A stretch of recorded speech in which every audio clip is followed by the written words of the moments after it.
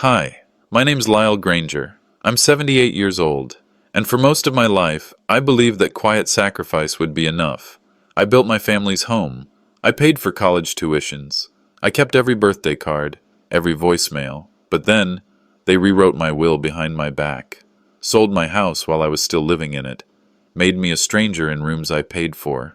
They called it a misunderstanding. I call it the slowest betrayal a man can endure, one signature at a time. And now, they want to move on like nothing happened. But what if silence was never peace? Just a way to erase people like me. Thursday mornings were my favorite. The world outside still felt half asleep, and for a moment, I could pretend nothing had changed. The birds were chirping just enough to remind me spring had settled in. From my kitchen table, I had a clear view of the red maple tree I planted with Evelyn 42 years ago.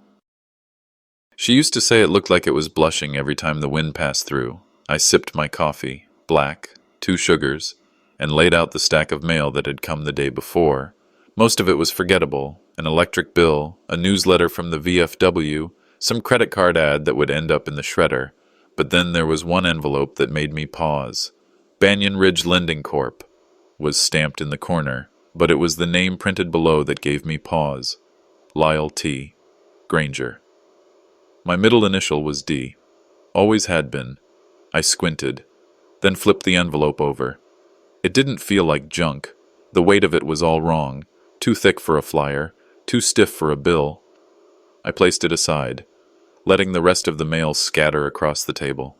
For a while, I just sat there, watching the shadows shift on the countertop. Then I picked it up again and slid my finger beneath the flap.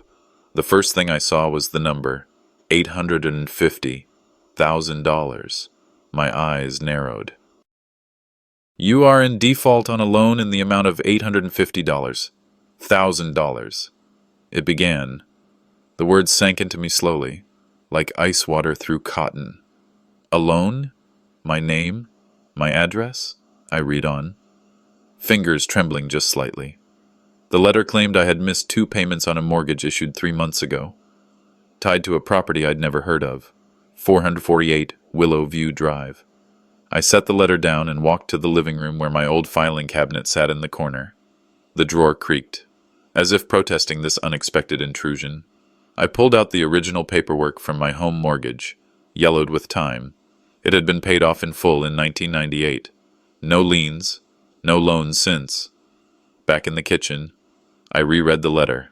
My social security number was there, my date of birth.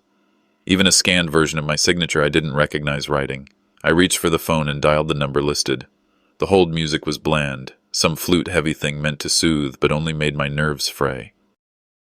Finally, a calm male voice answered. Banyan Ridge Lending, this is Kyle. How can I assist you today? I cleared my throat. Yes, I received a letter about a defaulted loan under my name. I don't know anything about it. Okay, Mr. Granger, he said politely. Can you verify the loan number on the upper right corner? I gave it to him, and there was a long pause. Keys clacked, then, yes, I have it here. Loan issued in January, tied to 448 Willow View Drive, Medford. Initial balance $850, $1,000. We also have a power of attorney on file, signed and notarized. That's not my house, I said. That's not my signature. I never signed a power of attorney. Silence. Then Kyle spoke, cautious now. Sir, we have a digital scan of the POA document with your signature. It was notarized and submitted along with your identification documents, passport, tax ID. My stomach twisted. I want a copy of everything. We can send that via certified mail, he said. Expected in 3-5 business days. I thanked him and hung up. For a moment, the kitchen felt colder. I stood there, the receiver still warm in my hand, wondering if this was what slipping into madness felt like. But madness wouldn't come with a notarized letter. This was something else, something deliberate. I grabbed my phone again and called Tamsin. She picked up on the 3rd ring. Hi, Lyle. Everything okay? Her voice was cheerful, almost rehearsed. I got a letter about a mortgage under my name, from a place called Banyan Ridge. Does that ring any bells for you? There was a pause, then a light laugh. Oh, Lyle, are you sure it's not one of those scams? You know they send out fake letters to scare seniors. It's not fake. I called. They have my name, my documents. Well, she said slowly, are you sure you didn't sign anything recently? Maybe at the doctor's office? Sometimes people forget, especially with all the paperwork. I cut her off. Gee, Tamsin, this isn't about insurance forms. They have a loan, a house, and they think I authorized it. She sighed. Okay. Let me talk to Orrin and get back to you. Just try not to worry too much, all right? Before I could respond, the line went dead. I stood at the window, watching the breeze nudge the blinds. My fingers twitched slightly. My thoughts scattered, then circled back to one clear realization. They thought I wouldn't notice. They thought I wouldn't understand. Or maybe worse, they thought I already didn't. I turned back to the table. The envelope lay open, slightly crumpled now. As I reached for it again, I noticed something odd. The flap was heavier than it should have been. I flipped it over. Taped to the inside was a small printout, a signature. Mine, but not mine. I stood there for a long time, just holding that envelope. The air in the kitchen felt still, like even the walls were listening. I turned the flap over again and stared at the faint signature taped inside. It was mine, but not. The loop on the Y was tighter, too deliberate. The angle of the G was sharper. Textbook perfect. It looked like someone trying too hard to get it right, and in doing so, got it wrong. I knew my own handwriting. This wasn't it. I walked to the drawer next to the fridge and pulled out my checkbook, flipping through until I found a signed stub. I laid it beside the slip from the envelope, side by side. The forgery stood out. Whoever had done it must have had access to something I'd signed before. They hadn't traced it, but they'd studied it, closely. My heart beat a little faster, not with fear, but with something else. Anger. Not loud, not dramatic. Cold. Controlled. Someone close enough to have my signature on file, and careless enough to leave it behind. The thought hit hard. I turned toward the hallway and made my way to the office. The light in that room was soft, filtered through the curtain Evelyn had sewn 20 years ago. Her touch lingered in the smallest things. I opened the cabinet and began sifting through old folders, tax records, insurance papers, Evelyn's medical files. Something felt off. A few folders were in the wrong order. I always kept the tax documents by year, descending, but the 2017 file was on top of 2014, and 2019 was missing its seal. I sat down and opened it carefully. Nothing was gone, but the pages had been shuffled. Out of sequence, like someone had looked and put them back without knowing how they were arranged. That drawer hadn't been touched in years. In the corner, tucked under a bank envelope, I found a small slip of paper, one of those Kinko's print shop receipts. The name wasn't mine, no card info, no full name. But it was dated 3 weeks ago and listed charges for document scanning and color copy. I hadn't stepped foot in a Kinko's since 2013. I set the receipt on my desk, leaned back in my chair. My head wasn't spinning. It was clicking, quietly, deliberately. I left the office and headed to the living room, needing something else to anchor myself. That's when I noticed the mantel. The family photo looked off. It was our Christmas picture from 2018. Orrin and Tamsin in the center, the grandkids smiling, their dog wearing reindeer ears. I remembered that day clearly. I'd been standing on the far left, holding a mug of cider, Evelyn's old scarf wrapped around my neck. But in this version, I wasn't there. I walked closer, lifted the frame. The edge of the photo was clean, not torn, but cropped. Professionally, my spot was gone, like I'd never been there. I set the frame down carefully and opened the drawer beneath the side table. Inside, I kept older photos stacked in cheap cardboard sleeves. I flipped through until I found the original. There I was, left side, next to little Callie and her peppermint-stained mittens. I stood frozen, both photos in my hands. When you're erased from pictures, I whispered, you start to wonder how long you've been missing from memories. It wasn't just a photo. Someone had gone out of their way to remove me, from paper, from pictures, from presence. I walked back to my desk and opened a fresh notepad. At the top, I wrote, Access. Below it, only two names made sense. Orrin, Tamsin. They had a key. They'd visited often enough. They knew where things were. I pulled out a folder and labeled it in red ink. For now. Inside, I placed the envelope with the forged signature, the Kinko's receipt, and both versions of the Christmas photo. I wasn't sure what it would become. Evidence, maybe, or just a reminder. But it was the first time I'd gathered instead of dismissed, observed instead of excused. For the first time, I didn't push the feeling away. I trusted it. The garage door groaned open, its sound crawling through the house like a warning bell. I moved swiftly, slid the folder back into the drawer, and closed it with care. I walked toward the kitchen, my shoulders relaxed, my breath steady. They were early. Tamsin's voice echoed from the hallway, cheerful and smooth. Lyle, we brought dinner. I nodded, my face calm. She greeted me like nothing was wrong, and I smiled like I believed her. Dinner smelled like rosemary chicken and pretense. Tamsin fluttered around the kitchen like she didn't have a care in the world, laughing louder than the stories she told. Orrin sat across from me, fiddling with his fork, eyes glued to the edge of his plate. I chewed slowly, swallowed, nodded on cue. We talked about the garden, the weather. The new neighbors who'd moved in next door. Tamsin asked if I'd seen their golden retriever. I said I hadn't, but I was watching their hands. Tamsin stayed busy, folding napkins, pouring water, slicing bread. Orrin's barely moved at all. I didn't push. I didn't accuse. I didn't even raise my voice. I just watched. Later that night, I lay in bed, wide awake. The clock blinked 11:38, steady and smug. I stared at the ceiling and tried to slow my thoughts, but they kept looping back. 6 months ago, at the doctor's office. Tamsin had come with me for a routine checkup. It's just easier if I fill it out.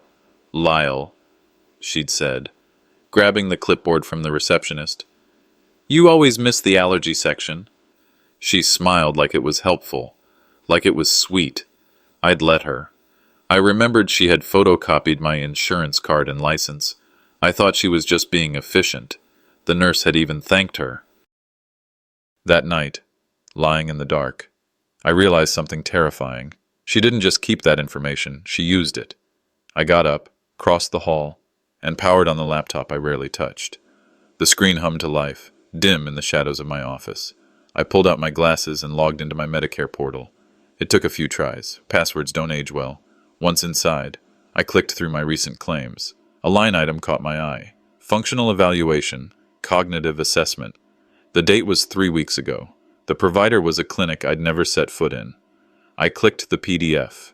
It opened slowly, revealing a 2-page report that claimed I suffered from early-stage cognitive decline, citing behaviors like forgetfulness, confusion with medications, and inability to manage financial matters.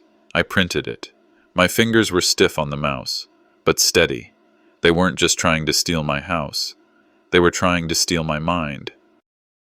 I opened the bank documents again, rereading them line by line. Every sentence now dripped with something darker. On the power of attorney page, the date jumped out at me. April 8th. I knew that date, that night. I'd been at the church fundraiser. I could still hear the saxophone solo from that clumsy high school jazz band. I'd worn my Hawaiian print shirt because Callie had dared me to. Dozens of people saw me that night. And that POA? It claimed I signed a legal document across town at the same time. I wrote it all down. Dates, names, times, events. I printed every page, every forged document, and slipped them into a new folder. The red label read, If They Want a War. I placed it in the filing cabinet and turned the lock. Then I stood in front of the fireplace, arms crossed, and stared at the dying embers. I'd been quiet most of my life, maybe too quiet. Maybe I let people think I was slow, or soft. Maybe they assumed I wouldn't fight back. But I wasn't invisible. I was watching. I turned off the desk lamp. Just as the room dipped into silence, my phone buzzed on the counter. A text. From Tamsin. Can we meet tomorrow? Just you and me." I stared at the screen and smiled. Willow Cafe was mostly empty, the clinking of mugs and soft jazz from the speakers filling the spaces between breaths. I chose a booth at the back, furthest from the windows, with my back against the wall. From here, I could see the door and everyone who walked in. I placed the manila folder beside me on the bench, not in plain sight, but not out of reach either. Tamsin arrived exactly at 10:03, punctuality disguised as poise. She wore a pale blue sweater I remembered her buying with Oren 3 Christmases ago. She smiled when she saw me, but it didn't touch her eyes. "Good morning, Lyle," she said, sliding into the booth opposite me. "Morning." We ordered coffee, nothing else. She complimented the weather, mentioned Oren had a slight cold. I nodded, listening.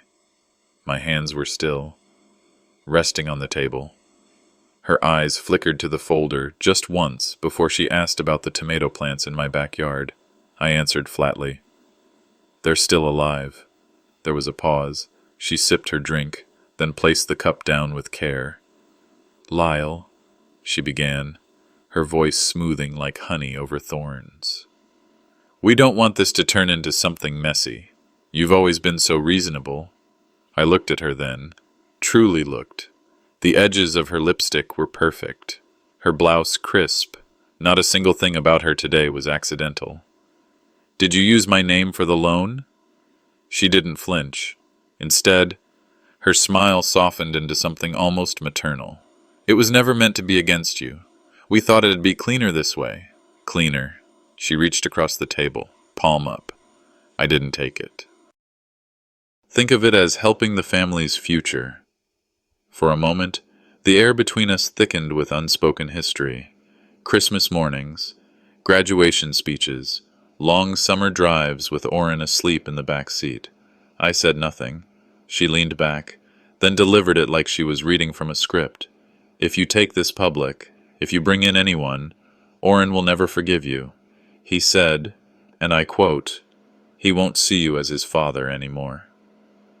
My breath caught, but only inside.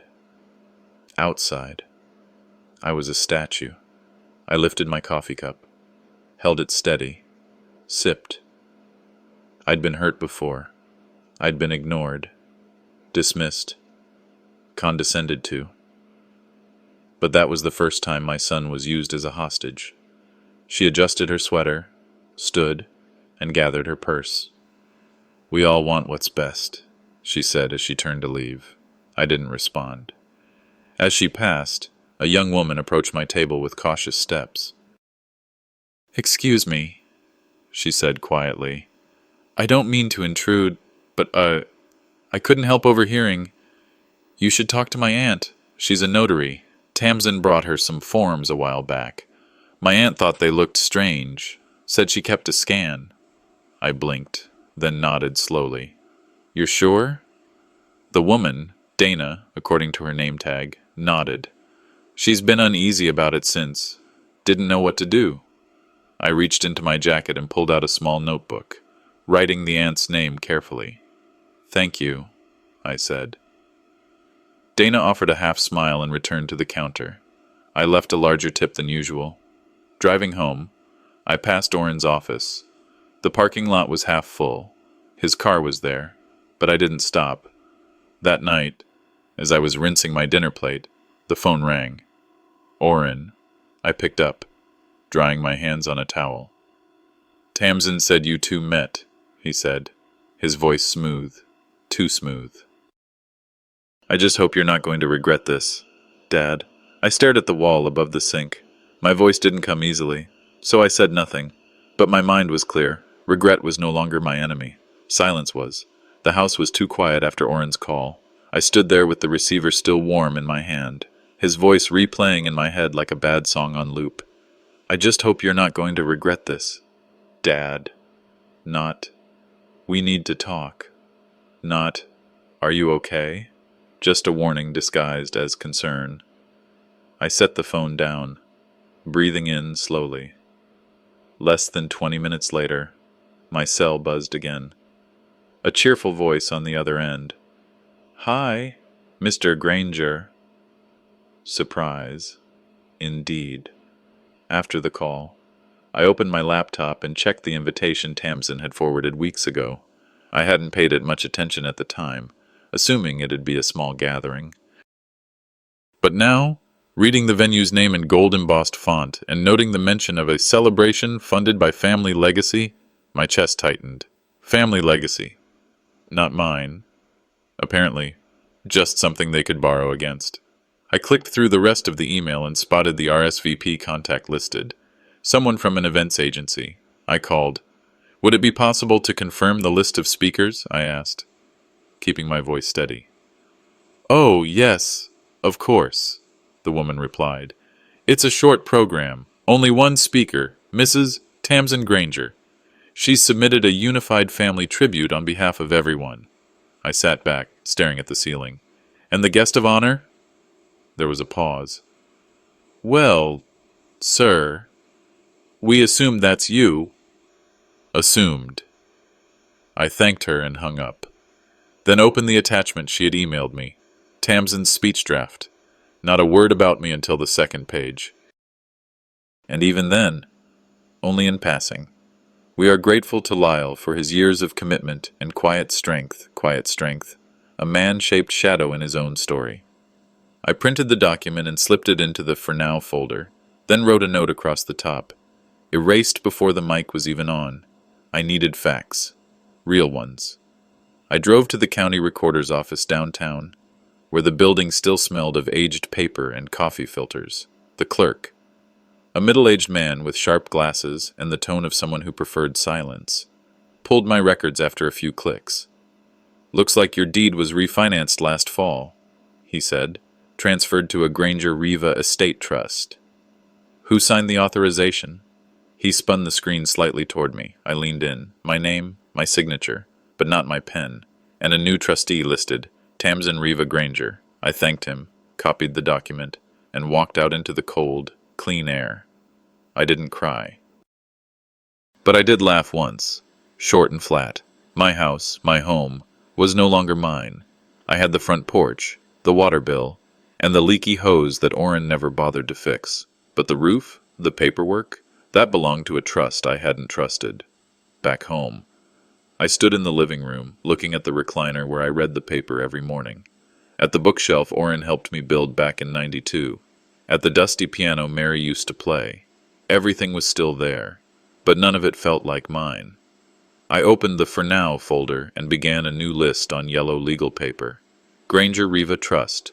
Loan origin, Banyan Ridge lending speech, removed from program retirement fund, status unknown. At the bottom, I wrote, What a father is worth. Collateral. My hands shook, not from age, but from the effort it took not to tear the page in half. I placed the list in the folder and slid it shut, then opened the hallway closet and pulled out my old charcoal gray suit, still pressed. Still sharp. Still mine. I wouldn't be the guest of honor. I'd be the ghost in the back of the room. The man who built the house twice, once with hammer and nail, once with silence, and now, once more, with resolve. I walked to my desk and picked up the folded speech I had written a month ago, when I still believed the party was a gesture of love, not a stage play.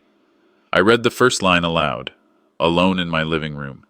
I built this house twice, once with hammer and nail, once with silence.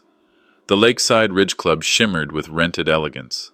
Cars lined the circular driveway like ornaments, and strings of white lights curled around faux marble pillars. I arrived in my charcoal gray suit, shoes polished, folder under one arm. The valet, a young man barely old enough to shave, hesitated as I stepped out. Evening, sir. Do you have a reservation? No, but I have a reason. He blinked, then took the keys. At the check-in table, a woman in a sleek black dress scanned her clipboard. Name? Lyle Granger. She looked up, startled. Oh, we didn't think you'd be attending, sir. I nodded. I get that a lot. Inside, the ballroom bloomed with soft lighting and money.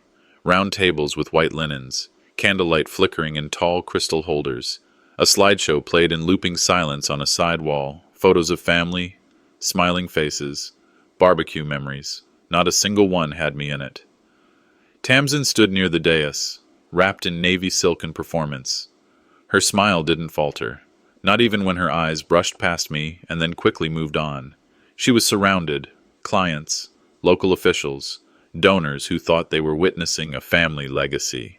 Across the room, Marin leaned against the wall, scrolling through her phone. She hadn't seen me yet. I didn't approach. Oren took the stage, adjusting the mic with a practiced hand.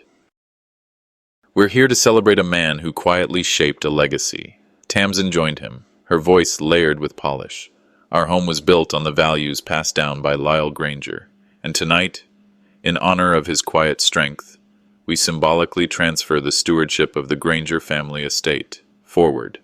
Applause swelled. I didn't clap. I whispered to myself, "They just signed away my life." Again, I turned toward the service corridor and found the club manager, Mr. Halverson, graying, serious, respectful. I extended the manila folder. "Inside," I said, "is a property record filed under the Granger Riva Trust. I didn't sign it. My consent was never given." He opened it, scanned the first page. His jaw tightened. "I'd like to request 2 minutes at the microphone," I said, "as the legal owner of the original deed." He hesitated, then nodded once. The air in the ballroom shifted the moment he whispered something to the AV technician.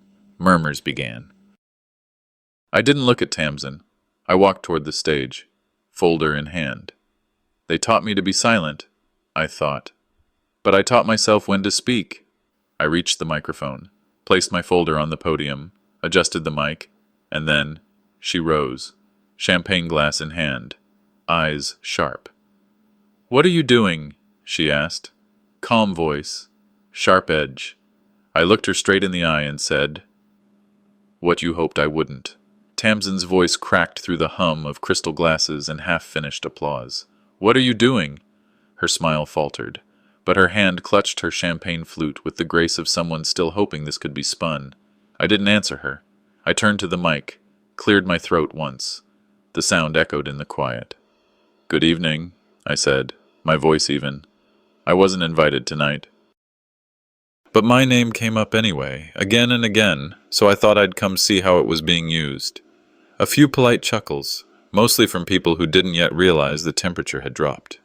"I see pictures," I went on, gesturing at the slideshow behind me. "I hear stories about legacy and trust, but let me read you something that didn't make the program." I unfolded a page from my folder. The original deed, filed years ago, my name clear and centered. "There's another version," I said, "filed quietly, under a trust I never agreed to, with signatures I never gave." People shifted in their seats. Phones rose, lenses glowing. Some knew what was coming. Others didn't want to believe it. Tamsin stood up. "None of this is what it looks like." I turned slightly. "Then I suggest you explain this email you sent." "Accidentally." I held it up and read, "Get rid of the original. The trust is the only one that matters now. He won't fight it." A gasp. One woman covered her mouth. Oren stared at the floor. A man near the back muttered, "Damn!" I could have stopped there, but I didn't. Behind me, the event planner, Kyle, stepped forward. "Mr. Granger," he said, voice soft. "Can I speak?" I nodded. He cleared his throat. "I'm Kyle. I helped plan this event, and I was told explicitly to remove Lyle from the guest list, and from the speech. We were instructed to frame the night as a transition of the Granger legacy, that it was approved. I believed it at first, but—" He trailed off. Eyes darted to Tamsin. She hissed, "You're misremembering." Kyle raised his voice. "I kept the script. Tamsin, you changed it. I saw you do it." A stunned silence. Marin walked up beside me then. She didn't say anything, just stood there, hand on my elbow. That one gesture felt heavier than any speech. Oren stepped forward. "You could have handled this quietly, Dad." I looked at him. "You had every chance to do that before taking what wasn't yours." More guests began to shuffle, the energy gone sour. The slideshow stopped looping. Some of the flowers had started to wilt in the heat of the lights. I turned back to the mic. "Thank you for your time," I said. "Legacy isn't transferred, it's earned. And if you have to lie to claim it, it was never yours to begin with." I left the folder there, next to the mic. Outside in the lot, as I was unlocking my car, my phone buzzed. A message from Dana. "My aunt says she's ready to testify. The forms were forged. She kept copies." The courthouse stood like a mausoleum, tall, gray, and indifferent. I arrived just after sunrise. Same charcoal gray suit, now bearing the creases of war. No Marin beside me. No call from Oren. Just me, my notes, and a silence honed from years of swallowing words I should have screamed. Inside, the cold greeted me with arms wide open. I found my seat behind my attorney. Rowan Slate, a man with silver at his temples and fire behind his glasses. He gave me a nod. I returned it, fingers curling around the folder in my lap. Funny how a suit meant for celebration becomes your armor in battle. I whispered to no one. The judge entered, a stern woman in her 60s who wore her robe like a shield. She called the case. Voices shuffled, then silence. Rowan stood. "Your Honor, we present evidence of a fraudulent property transfer executed under the name of Mr. Lyle Granger." He walked the court through every layer: the false trust, the forged power of attorney, the timeline of loan approvals, the falsified medical record. He held up side-by-side signature comparisons, highlighting curved discrepancies, pressure points.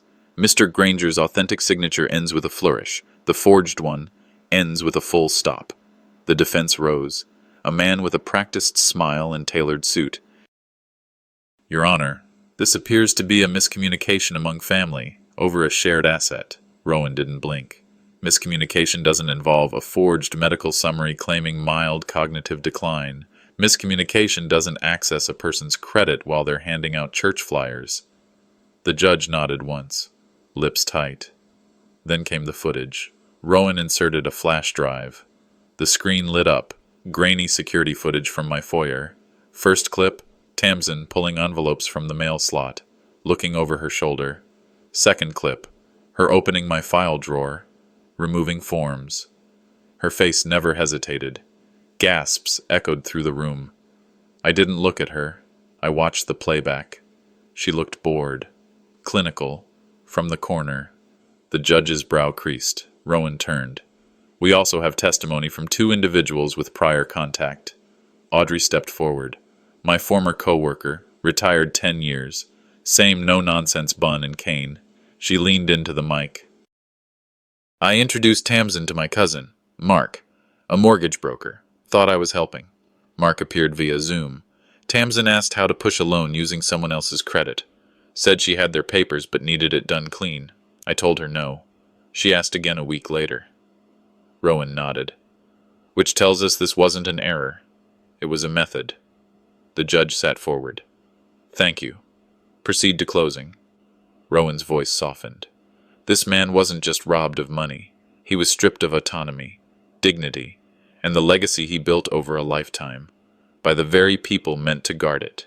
I kept my hands folded, breath shallow. The judge called recess.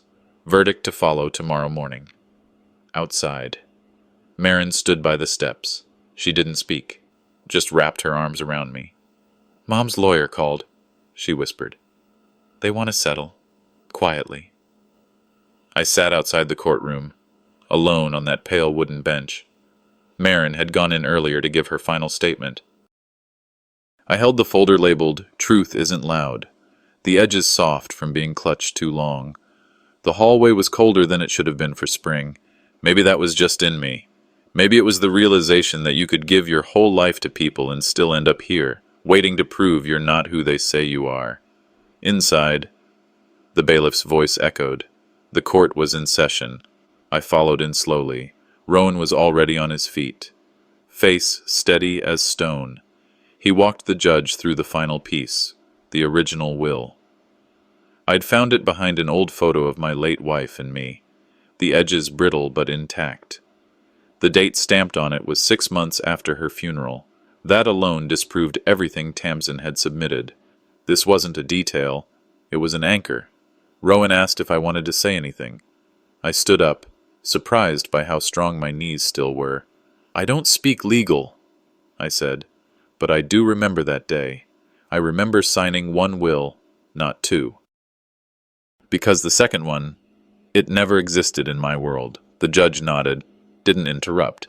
That small nod meant more to me than anything Tamsin had ever said. I sat back down. It didn't take long. The verdict came before the hour changed. The trust was ruled invalid. The mortgage, gone. Ownership of the house returned. Tamsin and Orrin were fined. The courtroom didn't clap. There were no cheers, just the scraping of chairs, the shuffle of feet, and one woman, Tamsin, leaving without a glance backward. Orrin trailed her. He didn't look back either. Outside, reporters stood like vultures on the courthouse steps. Rowan held them off like a practiced gatekeeper. I didn't say a word, just stared at the clouds, waiting for one of them to move. That's when Orrin walked up, his face unreadable, his voice lower than I'd ever heard it. "We didn't think you'd go this far." I stared at him, slow and steady. "You didn't think I still could." He blinked, didn't respond. Just walked away. And just like that, the last thread between us snapped. There was no shout, no closure. Some endings aren't loud, they just end. Marin stepped beside me, her hand slipping into mine. She didn't say anything for a moment, then she squeezed lightly. "I'm glad it's over, but I'm sorry it had to be like this." "Me too," I replied. "But now, I can breathe." We walked to my car in silence. No one followed us. No one cheered. That was fine. Some wins aren't meant for crowds. That evening, after dinner and the gentle clicking of the kitchen clock, I opened the mailbox. A single envelope inside, white, no return address. I opened it and unfolded the page. It was a draft of a public apology from the bank, optional to publish. It said. I read it once, then twice, then set it down on the table, next to my glass of water. The door creaked open with that familiar groan. Same hinges. Same smell of floor polish and cinnamon from an old potpourri bowl Marin had placed years ago. I stepped inside, expecting something. Maybe peace, maybe guilt. But there was nothing. Just silence. My jacket still hung on the coat hook by the door, creased at the shoulder the way I always noticed, but never fixed. I let my fingers brush it, then walked past, leaving it as it was. The couch hadn't moved, the curtains still drawn the way I'd left them. But somehow, the air was heavier now, as if it, too, had watched me on that courtroom stand and didn't quite know what to say. I sat at the kitchen table, opened the mail without thinking. A thick envelope caught my eye. County Assessor's Office. I almost tossed it aside, assuming it was routine, but something made me tear it open. Discrepancy found in prior valuation. Property had been appraised under limited comp index at time of refinancing. My eyes skimmed the paragraph, then stopped. The value they'd assigned to my home was intentionally low, far below market rate, not a clerical error, a maneuver. I checked the small print at the bottom. The assessment had been submitted by a third-party firm, one I didn't recognize. I typed the name into my phone and found it linked to a shell company. Orrin's name was buried deep in the registry filings, hidden, but there. I sat back in the chair. My son, the one who used to crawl under this very table to play with toy soldiers, had signed off on devaluing the home he grew up in. He knew, I said aloud, voice cracking. He always knew. That afternoon, Marin stopped by. She didn't knock, just walked in holding a Tupperware bowl of soup, like she used to do before the world turned sideways. I made too much, she said, setting it on the counter. I didn't ask for an explanation. But she gave one anyway. Dad asked me to stay quiet, she whispered, fingers curling into her sweater sleeve. Said it would protect everyone. She sat beside me. But I didn't. I sent the bank everything. Screenshots, emails. The ones Tamsin forwarded him when she thought you were giving up. She looked up, eyes wet but steady. I didn't want to lose you too. I reached for her hand. that small gesture feeling heavier than anything said in court. "You didn't," I told her. "You were the only one who stayed." That night, I stared at my phone longer than I wanted to admit. Oren hadn't called, not a word, not even a text. I opened my voicemail and scrolled until I found it, the one he left 2 years ago. "Hey, Dad. Thanks for helping us with the down payment. I promise we'll make you proud." I listened once, then deleted it. Some promises weren't broken. They were just revealed for what they never really were. The next morning, I began clearing drawers. Legal pads with scribbles, copies of deeds, bank printouts. I tossed most of it, except for one binder. "Estate. Final," it read on the spine. I slipped the Venice travel guide Audrey once gave me into the same drawer. Tucked inside were the plane tickets I never used. I smiled, faintly. Maybe it wasn't too late to go see something beautiful. That afternoon, the phone rang. It was Rowan. "Lyle," he said. "A media outlet reached out. They want to feature your case, elder justice, wrongful trust abuse. You'd be the face of it." I listened, staring at the dust particles floating near the window. "Tell them I'm not a symbol," I replied. "I'm just a man who didn't stay quiet." The days didn't pass so much as they melted together. Morning, noon, evening, light shifted across my walls, but little else moved. I'd sit by the kitchen window where the sun used to spill over birthday cakes and Marin's pigtails as she spun in circles. Now the only sound was the slow tick of the wall clock and the wind flicking the blinds.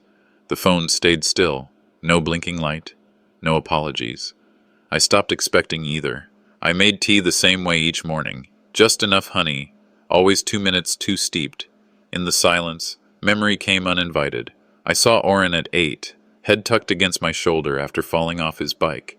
I remembered the time he asked if monsters could be parents too. I told him no. I lied. 2 days ago, I'd opened the drawer in my bedroom, pulled out a sheet of paper I never meant to send.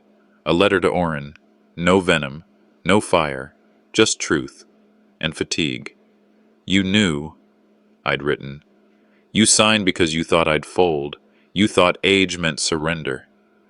I folded it neatly, sealed it in an envelope, and slid it into the drawer marked family. I didn't seal it for him. I sealed it for myself. The drawer closed with a soft click, and I never looked back. That afternoon, I wandered my house like a man revisiting a body after surgery. Things familiar, but not the same. I rehung my wife's painting in the hallway. The frame was chipped, but I left it that way. I pulled the old wooden stool from the garage and placed it beneath the dining room window, where the light caught the dust just right. I wiped down the photos that still had me in them and put the others in a box labeled miscellaneous. Sometimes dignity is about what you refuse to erase. The next week, I joined a writing group at the local senior center. I didn't tell them who I was or why I came. I wrote short stories under the name G.H. Whitaker, her initials. I didn't want recognition. I wanted motion. I read one story aloud. They clapped softly, and no one mentioned courtrooms or trusts, just characters and arcs and metaphors. It felt like oxygen. Marin stopped by once a week, never with fanfare. Sometimes she brought soup. Sometimes she just sat, staring out the window with me. One afternoon, she reached for my hand. Didn't say a word. Didn't need to. Oren never called. The last voicemail I had of him, thanking me for helping with the down payment, I deleted, not out of spite, out of clarity. "You can lose family and still keep your backbone," I wrote in my journal, "but you must not trade your voice for harmony. It's a bad bargain." One morning, with a soft breeze pushing against the porch screen, I sat with tea and watched the sky blush into spring. I wasn't waiting anymore. Not for justice, not for reconciliation. I was just still. I was still here. And that's when I knew. Not all victories come with applause. Some come with the sound of your own breath, steady and sure, in a house you built twice, once with wood, once with silence. That evening, while dusting the living room shelf, Marin stumbled across the drawer marked family. She opened it, saw the envelope. She didn't read it. She simply closed it and placed it gently in her purse, next to her keys. The phone rang again that morning. Rowan's voice, brisk but careful, like he was stepping around something fragile. Lyle, the New York Times wants a full feature. AARP too. There's talk of national syndication. I stirred my coffee slower than usual, let the silence do most of the answering. They didn't care when I was invisible, I said. They only care now because I stood up. He didn't argue, just cleared his throat and said, "Understood." That was the end of it. A week later, I drove out to the house, the one we built from scratch, my late wife and I, before any of this. I walked through the halls like I was visiting a museum of myself. Same light through the kitchen window, same creak on the third stair, but nothing asked me to stay. I stood in the living room, pulled a photo from my coat. It was us on the porch, the year we bought the land. No filters, no edits, just truth. I left it on the mantel and locked the front door behind me, not in grief, in peace. Marin surprised me that night. She came by with a passport and a suitcase already packed. "You once said you never saw Venice." She smiled. "You're going now." We flew out the next day. On the plane, I kept a letter in my pocket, one I'd written to myself in 2003 after my wife died. It stayed sealed. Some things aren't meant to be reread, just remembered. Venice was quieter than I imagined. The canals moved like whispered conversation, and every turn felt like a story waiting to exhale. I took a gondola at sunset, alone, and let the hum of the gondolier's song blend with the rhythm of the water. Somewhere, in the haze of memory, I could almost hear her voice again. "If they ever forget who you are," she once said, "remind them with silence and strength." That evening, before flying home, I walked into a corner post office with a single letter addressed to the board of directors at Fairfield Trust Bank. Inside was a notarized demand for policy reform on elder financial abuse, co-signed by Rowan. Marin and I had rewritten it ourselves. They took my name once. I used it to make change. The flight home felt lighter. Marin leaned over, eyes tired but content. "What are you going to do when we land?" she asked. I looked out at the clouds parting beneath us and smiled. "Live, like I never needed their permission."